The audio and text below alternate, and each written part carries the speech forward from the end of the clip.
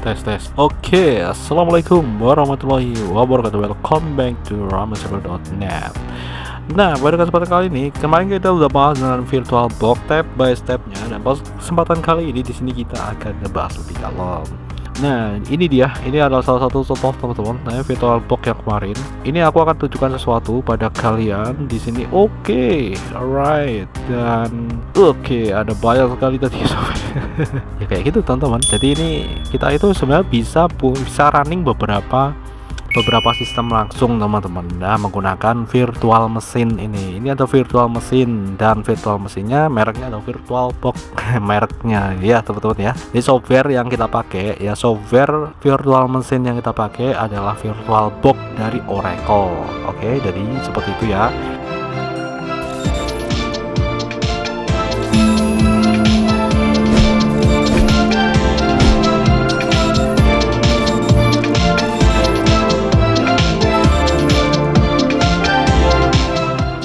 Bedakan ya teman-teman ya. Jadi kalau virtual mesin itu adalah general penyebutannya teman-teman ya, sedangkan virtual box ini adalah nama aplikasinya. Oke, alright. Nah, di sini ketika kita itu mengangkat sebuah konsep dimana kita itu kan pengennya satu SSD, misalnya kita mau gunakan di beberapa komputer kalau kita pas ada komputer nganggur kayak gitu, kita bisa taruh di situ, kita bisa running sistem kita secara personal, sehingga apa? Sehingga ketika kita running sistem operasi kita, maka semuanya itu lebih personal teman-teman. Jadi kita lebih bebas kayak gitu.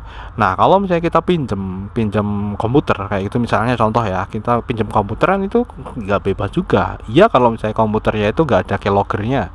Kalau ada keylogger, wah. Nah, ketika kita itu memakai ini teman-teman, kita pakai konsep ini. Kalau kemarin kan kita pernah bahas tentang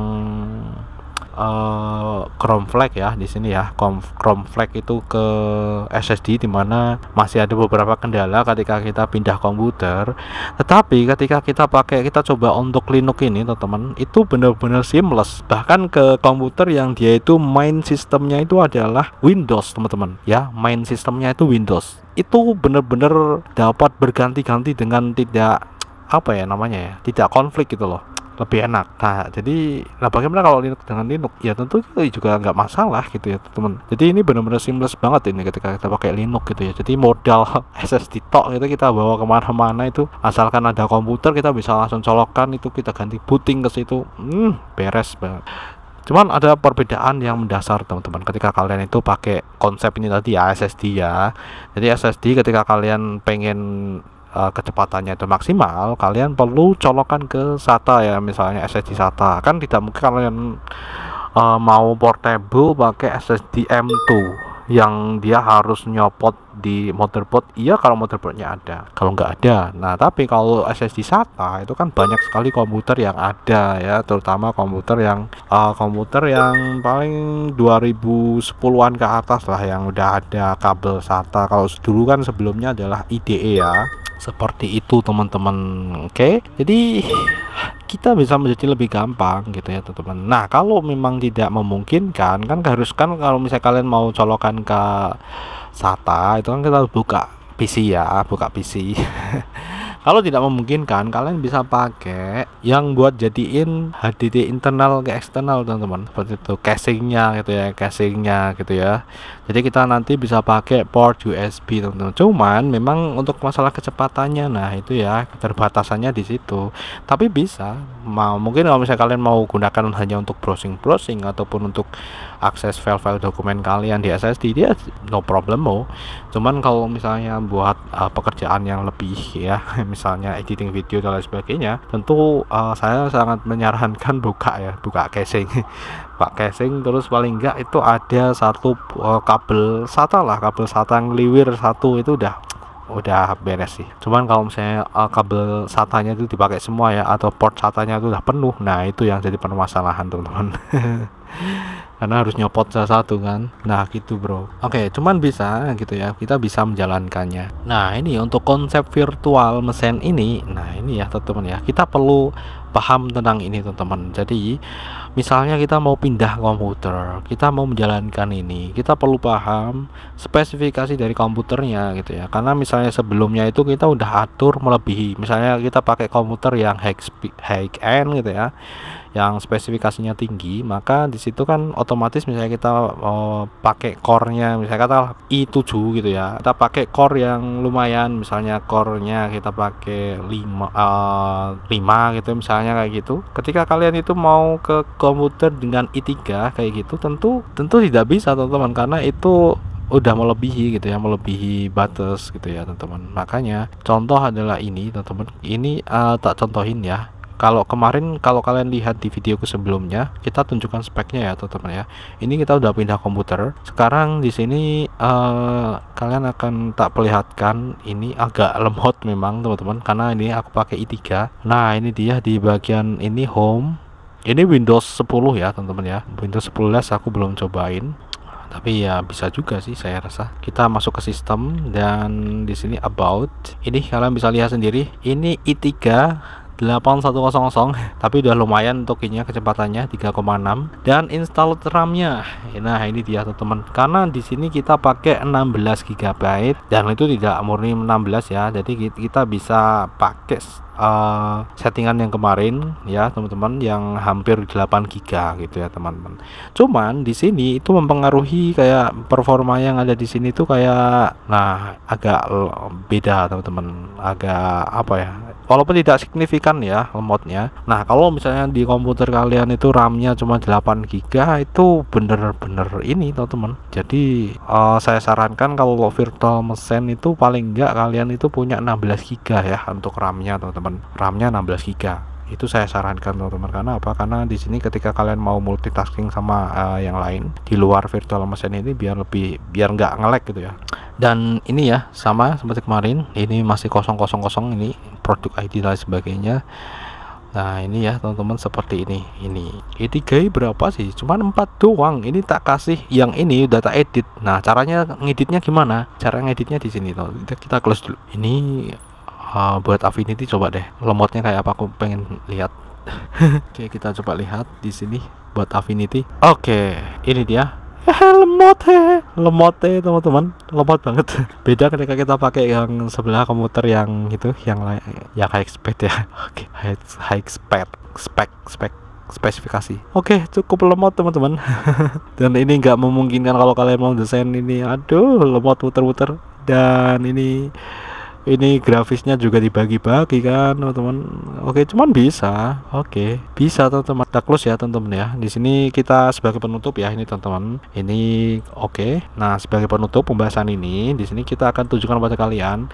Ini kan kalian nggak mungkin buat lagi ya teman-teman ya.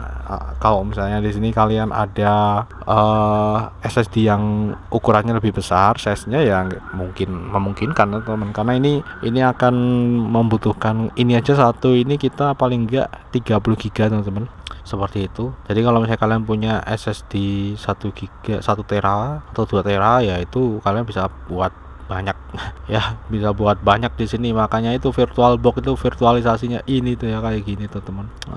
Kita klik pada bagian ini mana yang mau kita setting, lalu klik pada bagian setting. Oke. Nah di bagian sini nih teman, atau kamu juga bisa lihat ya di sini untuk ininya, sistem yang digunakan ini 2, ini yang udah tak edit teman-teman. Nah di sini ini kalian bisa pengaturan storage. Oke, di sini teman-teman. Oke, di sini juga kalian bisa ngatur audionya teman-teman di sini. Ini ALSA audio, OSS pulse audio 0 ya. Ini bisa pakai ini teman, audio controllernya pakai apa. Dan ini udah otomatis deteksi yang ini teman-teman. Kemarin nggak Intel ini teman-teman ya. Terus ini networknya gitu ya. Sekarang ini support teman-teman, support. Jadi di sini ketika kalian buat ini udah kalian bisa pakai network yang ada di sini gitu ya, enak. Seperti itu. Terus di sini ada serial, bus dan lain sebagainya. Ini shared foldernya yang udah kita buat kemarin. Nah di sini nih bagian sistemnya ini teman-teman yang kalian perlu aware. Ini merah ini kalian jangan sampai merah ya teman-teman. Kalau merah ini udah melebihi spesifikasi komputer kalian ya teman-teman. Seperti itu. Jadi kalian sesuaikan aja, ini maksimal segini teman-teman, jangan sampai segini nanti akan ngehang gitu ya. Jadi paling enggak jangan sampai lebih dari sini. Tak saranin ini paling enggak seginilah teman-teman. Jadi kurang dari inilah. Nah, jadi ini ya seperti ini. Jadi masih ada sisa banyak sehingga di sini komputer kalian itu nggak nge-lag. Selanjutnya prosesornya ini yang penting juga ini teman-teman. Ini core-nya teman-teman. Karena di sini untuk ini i3 ternyata dia terhitung 4 core teman-teman ya, seperti ini. Jadi kalau kalian ngatur segini itu udah mau melebihi teman-teman, nanti kalian akan mengalami ini ya, ngehang komputernya.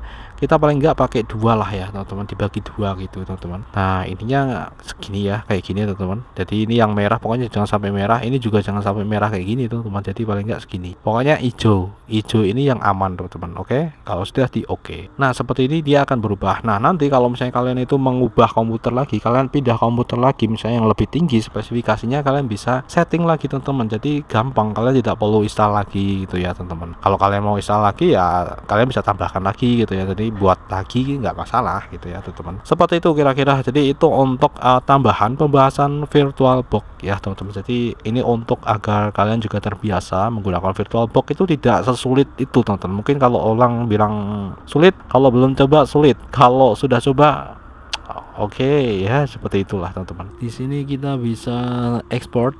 Nah ini ya teman-teman ya, kita bisa export. Jadi virtual machine kita, kalau misalnya kita punya beberapa komputer Linux gitu kan, dengan export kayak gini kita tidak perlu kayak buat-buat lagi gitu ya. Jadi ini sudah nanti langsung tertransfer gitu ya. Enaknya sih itu kayak gitu. Cuman ini nanti akan membutuhkan kayak penyimpanan ya seperti ini.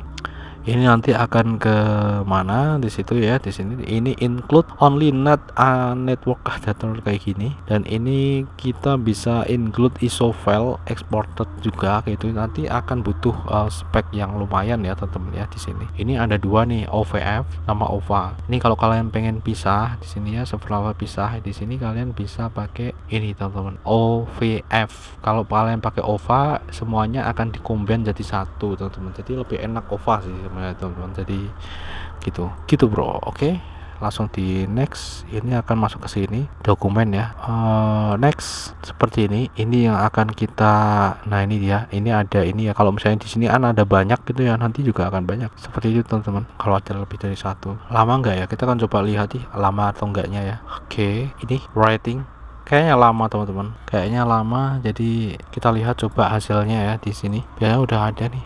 Nah ini dia OVA. Wow, segini aja udah segini teman-teman. Jadi dia kemungkinan akan sampai 50 giga. Jadi kita cancel aja ya. Kita cancel. Nggak bisa cancel. Kita close deh. Harusnya berhenti sih. Don't send. Malah mati. Tes. Oke, tadi malah nge-close sendiri teman-teman ketika kita close. Oke. Don't worry ya teman-teman. Jadi seperti, tapi ini file rekaman OBS-nya aman.